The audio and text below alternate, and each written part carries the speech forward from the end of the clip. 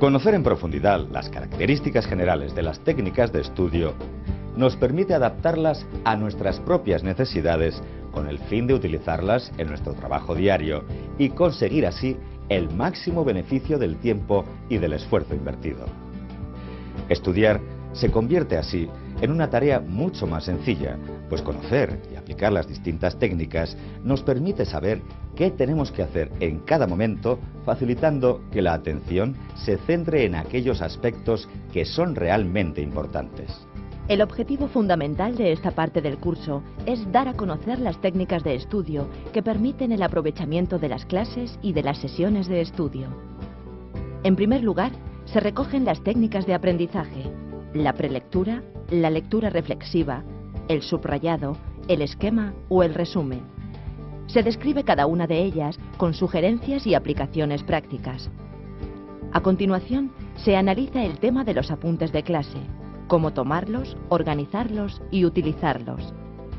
Por último, se enumeran las fases de una sesión de estudio, como síntesis de las técnicas de estudio y las claves para un aprendizaje eficaz.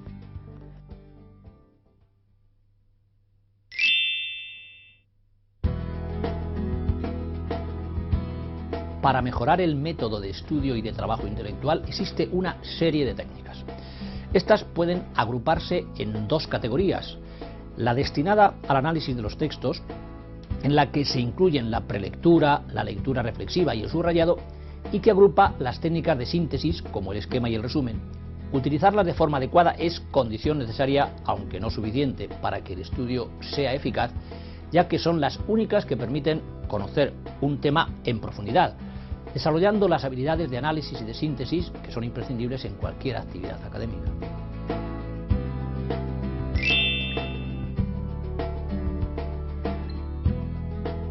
Se entiende por prelectura la acción que permite tener una idea general del tema, unos conocimientos mínimos de la materia que se va a tratar posteriormente. El objetivo de la prelectura es conocer la estructura general y las palabras clave de un determinado tema. No es una lectura completa del texto, sino que se van eligiendo párrafos y palabras. Cuando se realiza la prelectura, la atención se centra en los títulos de los apartados y distintos epígrafes. En el texto suelen destacarse algunos términos, fechas o ideas, bien en cursiva o bien en negrita. Se trata de palabras clave que resumen la idea o ideas generales del texto. Cuando no vienen resaltadas, es el estudiante quien, a partir de una lectura más reflexiva, tiene que descubrirlas. Tras la prelectura, se adquiere una visión de conjunto del tema que permitirá al estudiante entender mejor la exposición y relacionar los conocimientos aportados en clase.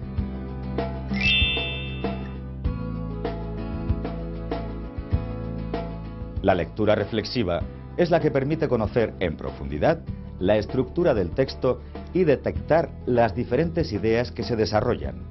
Este tipo de lectura requiere una mayor concentración y a partir de ella se conocen la idea principal, es decir, lo más importante del escrito alrededor de la cual gira el resto de la información, las ideas secundarias que están subordinadas a la principal y los detalles, es decir, el conjunto de la información referido a nombres, fechas, lugares o ejemplos.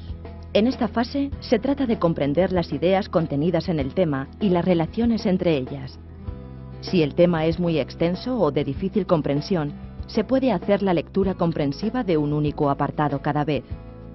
La lectura debe ser secuenciada, desde el título hasta la última frase, y flexible, adaptando la velocidad al tipo de contenido. Durante la lectura, se deben ir anotando todas las palabras o signos desconocidos para buscar su significado en diccionarios, enciclopedias o apuntes de clase. Tras la lectura se podrán reconocer los conceptos más importantes, la terminología utilizada y el significado de la misma.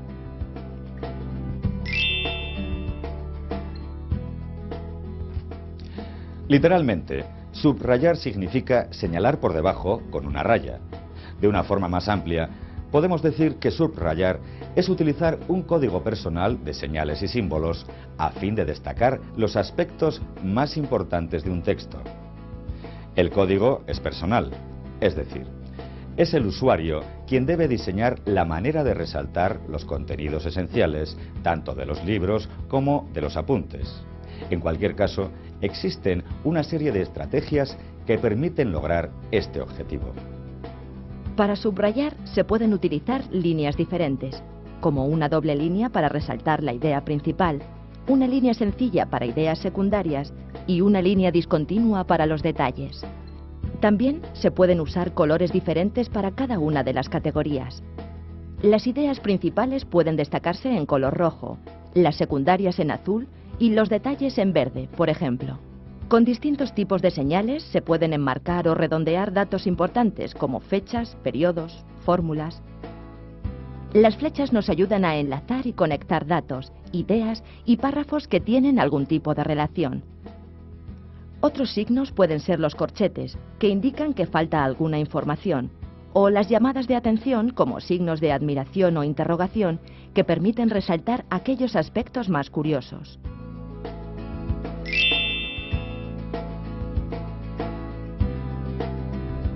Crear un código personal no es una tarea demasiado complicada. Una cuestión que sí plantea más dificultades es saber cuánto hay que subrayar.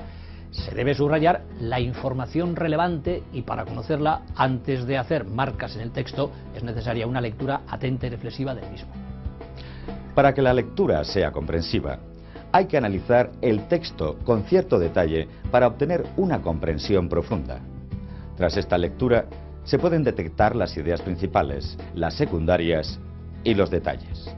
Si en el texto aparecen ideas o conceptos desconocidos o poco explicados, es necesario consultar otras obras para aclarar las dudas y conocerlos mejor. Una vez realizada la lectura, se puede empezar a subrayar teniendo en cuenta ciertas normas. No se subrayan renglones o párrafos completos, sino palabras clave que son las que transmiten la información. Se prescinde, por tanto, de artículos, preposiciones, conjunciones o perífrasis que no sean esenciales para entender el texto.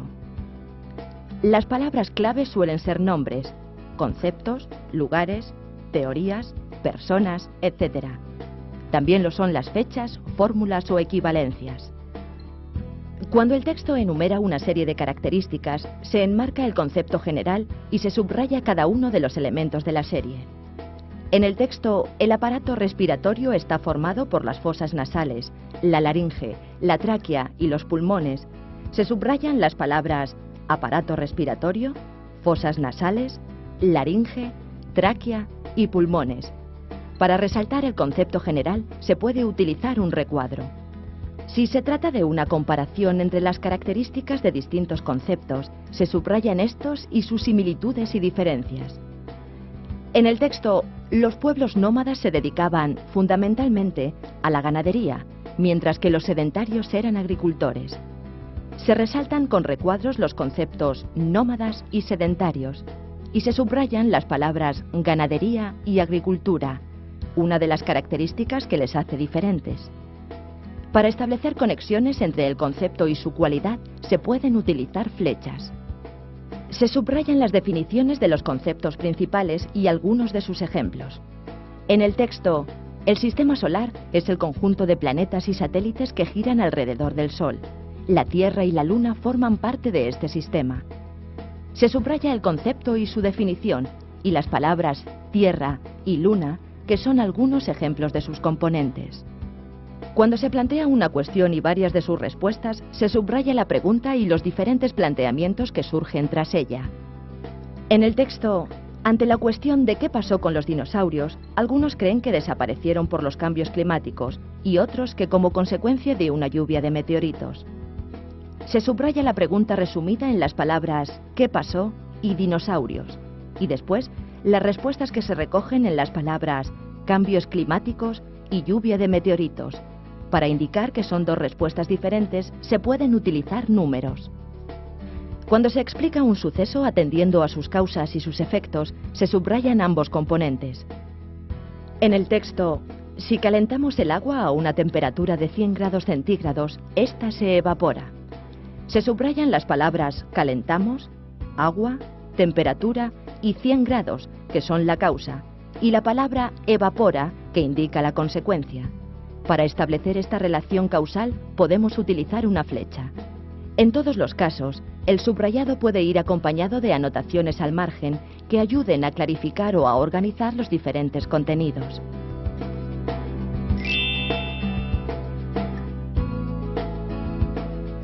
El esquema es el esqueleto del texto y en él quedan recogidas las ideas principales y las secundarias que se han detectado tras la lectura y el subrayado. El esquema muestra las ideas fundamentales de un texto mediante un tipo de diagrama que recoge la estructura y organización del mismo.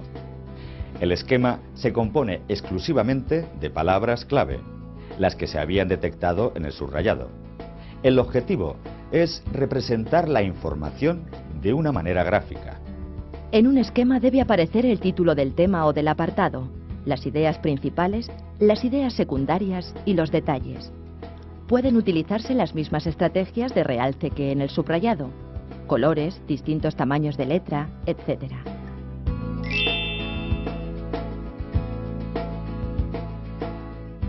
Hay varios tipos de esquema, aunque los más utilizados son el esquema de llaves, el esquema de árbol y el esquema numérico.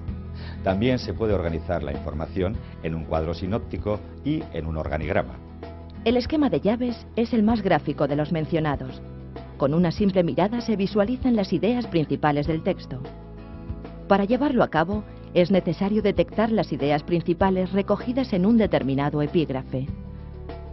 Desde el título del apartado, se abre una llave que recoge esas ideas principales, y tras cada una de ellas, se abren nuevas llaves que recogen las ideas secundarias con las que están relacionadas. Nuevamente, si es necesario, se abren otras llaves para especificar e incluir otros contenidos. El esquema de árbol sigue la misma estructura que el anterior, pero en lugar de llaves se utilizan flechas que se van abriendo a modo de ramas de un árbol. Encabezando el esquema, se coloca el título del tema o apartado. Después, se abren ramas al final de las cuales aparecen las ideas principales. Nuevas ramas pueden surgir para especificar las ideas secundarias y así sucesivamente. El esquema numérico sigue el mismo proceso para ordenar el texto, aunque en este caso se utilizan números para ordenar las ideas. Así, por ejemplo, el apartado es 1. Las ideas principales son 1.1, 1.2. Las ideas secundarias llevarán la misma numeración que las principales de las que proceden, y además un nuevo número. Si estamos en la idea 1.2, las ideas secundarias serán 1.21, 1.22.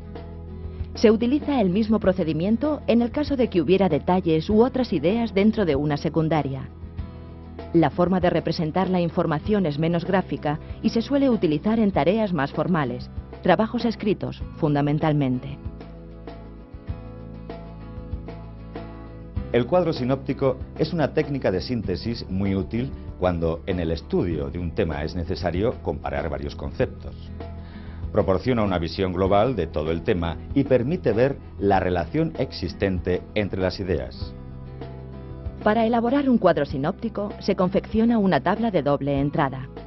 En los encabezamientos de las filas se sitúan las ideas fundamentales del tema. En los encabezamientos de las columnas se ponen los criterios de comparación. En las casillas que resulten de la intersección se colocan las ideas que resultan del análisis comparativo. El organigrama permite organizar la información de manera muy gráfica y suele utilizarse para explicar procesos, genealogías u organizaciones. Los conceptos se unen mediante flechas que describen los diferentes tipos de relaciones.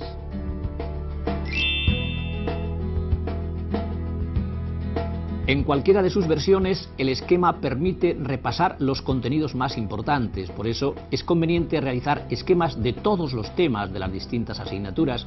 Estos se pueden recoger en cuadernos o fichas para poder repasarlos siempre que sea necesario. Los esquemas se deben completar con la información recogida en los apuntes de clase o en cualquier otra fuente que se haya consultado. Resumir es sintetizar.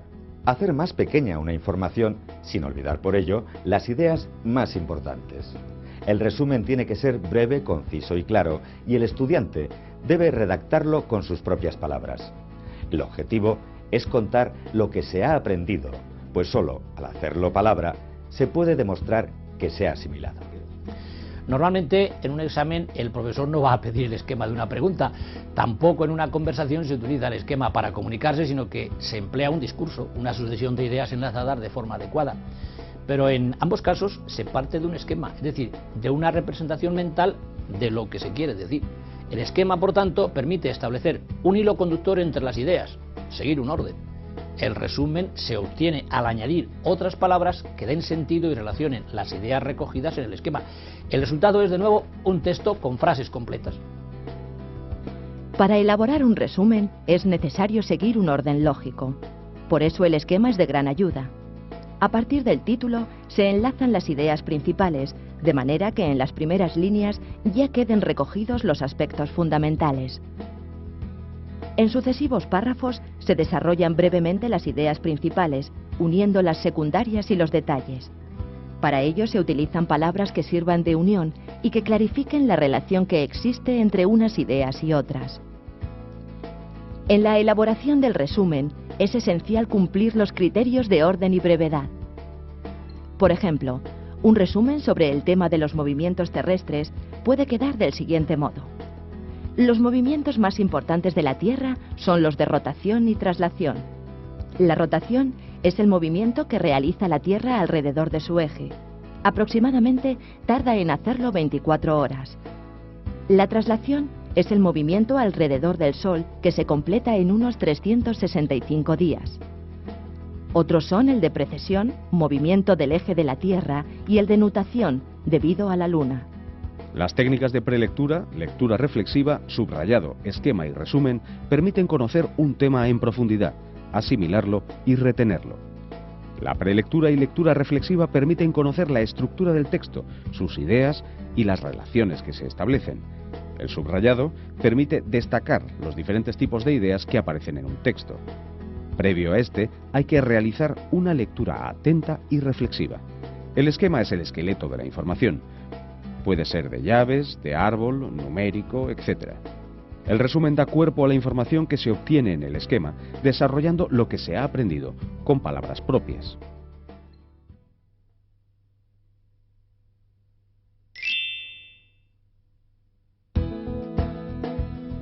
Los apuntes que se toman en clase o en cualquier situación de similares características son notas que permiten organizar la información, aclarar dudas y conectar unas ideas con otras. Al tomar apuntes se realiza una tarea de síntesis esencial a la hora de aprender conocimientos. Además, es en el momento de escribir cuando es posible constatar si se comprende una idea o no. Por tanto, tomar apuntes es una habilidad imprescindible para todo estudiante. La clave para tomar apuntes podría recogerse en las siguientes fases: escuchar, interpretar, sintetizar y anotar. Escuchar significa prestar atención, meterse por completo en el tema objeto de estudio con los 5 sentidos. No basta con oír, sino que hay que entender lo que se está escuchando. Una vez obtenida la información, llega el momento de interpretarla, esto es, adaptarla a nuestro propio vocabulario y modo de entender las cosas.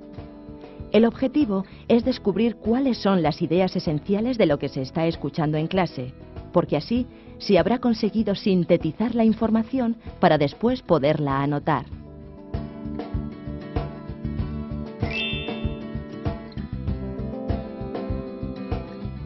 Para que la tarea de tomar apuntes sea eficaz es necesario utilizar diferentes técnicas en 3 momentos clave. El primero tiene lugar antes de ir a clase y consiste básicamente en preparar el material con el que se va a trabajar después en clase, que sería el segundo momento. Y una tercera parte se relaciona con lo que hay que hacer con los apuntes que se han tomado. Antes de tomar apuntes es necesario conocer la materia sobre la que se va a trabajar más tarde. Por eso, antes de ir a clase, es recomendable hacer una lectura previa o prelectura de los distintos temas. De esta manera, se entenderá mejor la explicación del profesor y se podrán recoger en los apuntes aquellos datos que no se encuentren en los libros.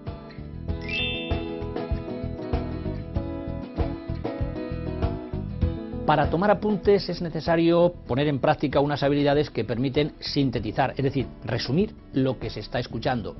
No se trata de transcribir todo lo que se oye, sino de anotar lo más relevante, lo que permita tener un conocimiento completo del tema. Para distinguir el grado de importancia de la información recibida, hay que atender a la exposición del profesor y al énfasis que pone en cada tema. Ante la imposibilidad de copiar una explicación tal y como se expresa, el estudiante debe anotar los contenidos utilizando palabras clave, prescindiendo de aquellas otras que tienen sentido en la exposición oral, pero que no aportan información en los apuntes. Por ejemplo, los apuntes de una exposición sobre el sistema nervioso pueden quedar del siguiente modo. El sistema nervioso está formado por el cerebro y los nervios. El cerebro es el órgano principal y el encargado de recibir la información recogida por los nervios y de dar una respuesta. Los nervios son fibras repartidas por todo el cuerpo y se encargan de transmitir la información detectada a través de los sentidos. En algunos casos, es necesaria una transcripción de lo que se escucha, sobre todo si además de conceptos se debe captar un estilo concreto de exposición. Cada asignatura posee un vocabulario específico que tiene que ser recogido en los apuntes hasta que el estudiante esté familiarizado con él.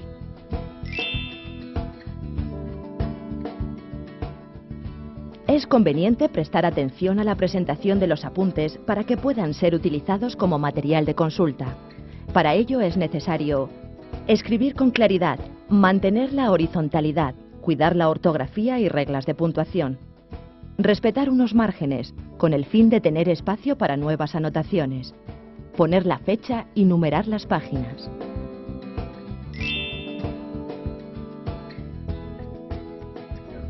Una vez se hayan tenido en cuenta todas las recomendaciones, comienza la tarea de tomar apuntes. Pero, ¿qué apuntar? Si el profesor proporciona un esquema del tema a exponer, se simplifica notablemente la tarea de tomar apuntes, pues basta con recoger la información en los apartados previamente señalados. Si no es así, se debería recoger la información utilizando, por ejemplo, párrafos diferentes para distinguir unas ideas de otras. Posteriormente, durante las sesiones de estudio y a partir de una lectura atenta, se agruparán los contenidos en epígrafes a fin de ir organizando perfectamente la información. En los apuntes deben quedar recogidos todos aquellos datos que resulten relevantes y que complementen la información ya conocida o recogida en los libros de texto. Así se anotan los títulos de los apartados y subapartados cuando el profesor los aporte.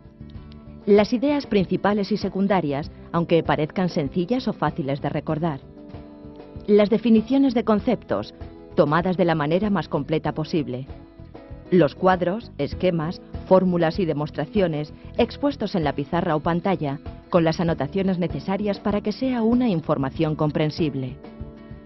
Los detalles como anécdotas, excepciones o aclaraciones que permiten un conocimiento más profundo del área.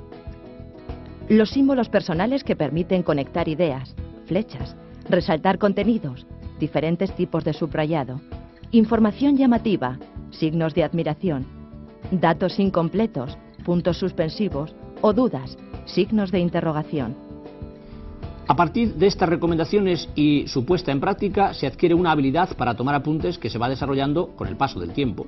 El estudiante debe revisar además la utilidad del material que ha recogido para ir corrigiendo esos errores y mejorar sus apuntes.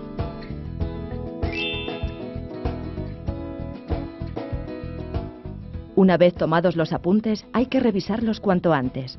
Si se ha dejado alguna información sin recoger, es necesario comparar los apuntes propios con los de algún compañero o preguntar directamente al profesor. Si los apuntes son útiles y están bien organizados, no es necesario pasarlos a limpio. Es preferible aprovechar el tiempo para repasarlos, completarlos con información de otras fuentes y resumirlos. Para un aprovechamiento adecuado de los apuntes, es necesario aplicar en ellos las técnicas de estudio. Tomar apuntes no siempre es una actividad obligatoria. Muchas veces, lo que está explicando el profesor está recogido en los libros de texto. Ahora bien, tomar notas de la exposición permite mantener un nivel de atención adecuado y constituye una parte muy importante de lo que será la sesión de estudio posterior. Al escribir determinadas ideas, se organizan los datos, se plantean algunas dudas, se revisan conceptos, se aprenden nuevas palabras, etc. Por eso, tomar apuntes no es solo esencial por la información que recogen, sino porque permite desarrollar habilidades muy útiles en el estudio. Tomar apuntes es una de las tareas principales que el estudiante realiza en clase. Antes de empezar, es conveniente realizar una prelectura del tema sobre el que se hablará en clase con el fin de favorecer la comprensión. Para que este material sea realmente útil, debe recoger la información relevante de la exposición y todas aquellas anotaciones que sirvan para aclarar ideas, entender un procedimiento o ampliar contenidos. Después de clase es necesario dedicar un tiempo a completar los apuntes y a organizar la información.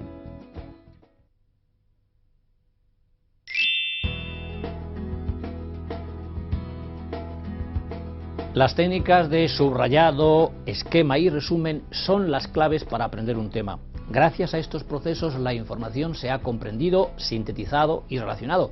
Ahora bien, existe otro tipo de información como fechas, fórmulas, listas de elementos, que no requieren tanto la comprensión como un ejercicio de memoria. Para memorizar este material diferente, existen una serie de estrategias denominadas mnemotécnicas. Por ejemplo, se pueden crear palabras nuevas o frases con las iniciales de los conceptos que forman parte de un grupo y que hay que aprender. Las canciones y las rimas también pueden facilitar la memorización. Por ejemplo, si hay que memorizar algunos elementos halógenos como flúor, cloro, bromo y yodo, se pueden utilizar sus símbolos químicos para crear una frase. Por ejemplo, Felipe y Clara bromean en la isla, donde la inicial o iniciales de cada palabra coinciden con cada uno de los símbolos. Como todo, estas estrategias tienen sentido cuando se usan y no se abusa de ellas. A veces puede ser más difícil recordar el acróstico o la canción que se ha inventado que memorizar una lista inicial.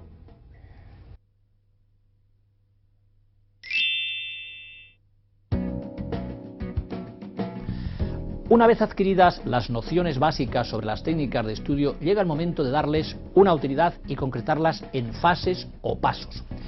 La organización de las sesiones de estudio debe permitir la realización de todas aquellas actividades necesarias para llevar al día las materias, desarrollar las distintas habilidades e ir profundizando en los distintos contenidos. Antes de iniciar la sesión de estudio, hay que dedicar unos minutos a la organización de la misma, teniendo en cuenta el calendario y la programación general. Imaginemos el calendario de un estudiante. Por ejemplo, el día 13 tiene un examen de historia. El día 19 se va a comentar el libro La Celestina en clase y el día 27 hay que entregar un trabajo sobre un tema de actualidad. Además de estos trabajos, el estudiante tiene que realizar una serie de actividades escolares que le han mandado en clase. Estas son ejercicios de matemáticas, un comentario de texto de historia, una lámina de dibujo técnico y ejercicios de física. Con toda esta información, el estudiante tiene que elaborar un esquema donde estén recogidas las actividades que va a realizar en la sesión de estudio. Para hacerlo, debe fijarse en la urgencia de las actividades y en el tiempo que va a necesitar para cada una de ellas. Así como los ejercicios de matemáticas son para el día siguiente, debe darles prioridad. Pero para la semana que viene tiene un examen de historia, por lo que debe empezar a planificar los estudios y los repasos. En ese horario diario también deben fijarse unos minutos dedicados al descanso en los que hay que levantarse, estirar los músculos y descansar la vista. La planificación de la sesión de estudio puede quedar del siguiente modo. En primer lugar, se dedica a las matemáticas, empezando por repasar los conceptos teóricos para hacer después los ejercicios. Después de unos minutos de descanso, estudiar historia, aplicando las técnicas de subrayado y esquema que ya conoces, y haciendo posteriormente el comentario de texto. Al alternar el trabajo con matemáticas e historia, se consigue que sea más llevadero, ya que son asignaturas muy diferentes. Después del descanso, dedicarse a la física, empezando por estudiar el tema para después hacer los ejercicios. Para realizar el trabajo sobre un tema de actualidad, se debe consultar la prensa, dedicando unos minutos a leer titulares y recoger noticias, y más adelante profundizar en el tema consultando distintas obras de referencia. Por último, hacer la lámina de dibujo si queda tiempo, pues es algo que tiene que entregarse la semana que viene. Lo que sí se ha propuesto es leer un capítulo del libro La Celestina cada día, aunque sea fuera del tiempo de la sesión de estudio. Para estudiar un tema es necesario aplicar las técnicas de subrayado, esquema y resumen, además de tener en cuenta las claves del repaso. Después de haber hecho el esquema de un determinado apartado, es necesario dedicar un tiempo para memorizar el contenido. Esto no se hace de una forma mecánica, sino de una manera activa. Se repasan las ideas haciendo preguntas sobre los contenidos aprendidos. Este proceso, que puede hacerse mentalmente, de forma oral o por escrito, permite saber si realmente se ha adquirido una información. Es imprescindible expresar lo que se ha asimilado. Si es mentalmente, se realiza un discurso con todas las palabras que se emplearían en una comunicación oral. En los primeros repasos, es decir, los que se realizan el mismo día y al día siguiente, es imprescindible estudiar de nuevo toda la información con el fin de reforzar todas las ideas, incluso las de detalle. Después se revisa la información más general, centrándose el estudio en las ideas principales y secundarias. En el repaso anterior al examen se prestará atención a toda la información. Por ejemplo, el estudiante que tiene un examen la semana que viene debe organizarse de manera que durante esta semana pueda estudiar casi todo o la mayor parte del material que tiene que aprender. Así, los días anteriores al examen puede dedicarse a repasar y, por lo tanto, afianzar los contenidos. Aunque el material básico para el estudio es el esquema, es aconsejable repasar con cierta frecuencia el material inicial, es decir, el libro de consulta o los apuntes, con el objetivo de adquirir no solo las ideas, sino también un estilo de comunicación. Tras el trabajo con una determinada asignatura, se recoge el material y se dedican unos minutos al descanso. Los diferentes ejercicios de relajación permiten que este tiempo de descanso sea realmente reparador. La sesión de estudio debe partir de una organización adecuada, teniendo en cuenta la urgencia de las tareas y el tiempo que se va a necesitar para profundizar y desarrollar cada una de ellas. Una vez fijado el tiempo, el estudio se inicia con aquellas asignaturas que conllevan una mayor dificultad. Los momentos para el estudio y el repaso deben quedar fijados de antemano. En las sesiones de estudio deben incluirse unos minutos de descanso, preferentemente entre los cambios de actividad.